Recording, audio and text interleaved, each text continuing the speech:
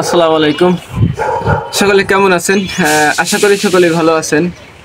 তো হাতে একটা কবুতর না নিলে আসলে কবুতরের ভিডিও করে মজা নাই। যার কারণে আমি প্রায় কবুতরের ভিডিওতে হাতে একটা কবুতর নিয়ে নিই।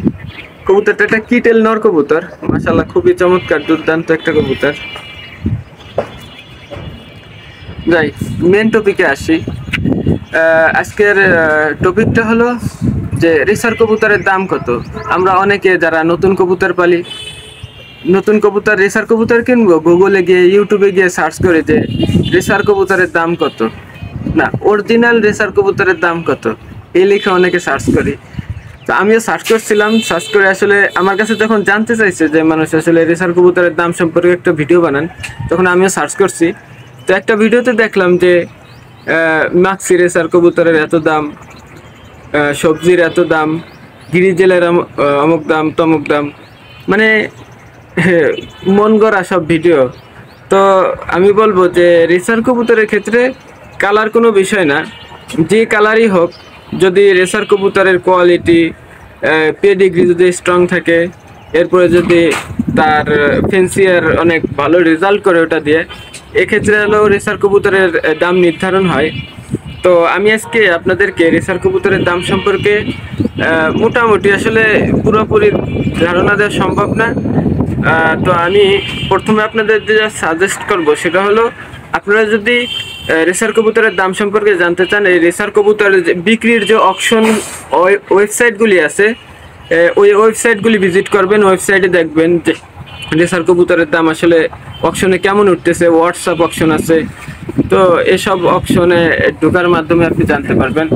তো তারপরেও যারা নতুন কবুতর পালক আছেন, হাট বাজার থেকে অনেকে নতুন নতুন যখন কবুতর পালে কিনেন, তাদেরকে একটু ধারণা দেওয়ার চেষ্টা করি। তো আপনি যদি রেসার কবুতর হাট থেকে কিনেন, হাটে সাধারণত ভালো রেসার কবুতর আসে না। তারপরেও নতুনদের ক্ষেত্রে যখন নতুন পালা শুরু করেন, তখন হাট থেকে কেনাও ভালো।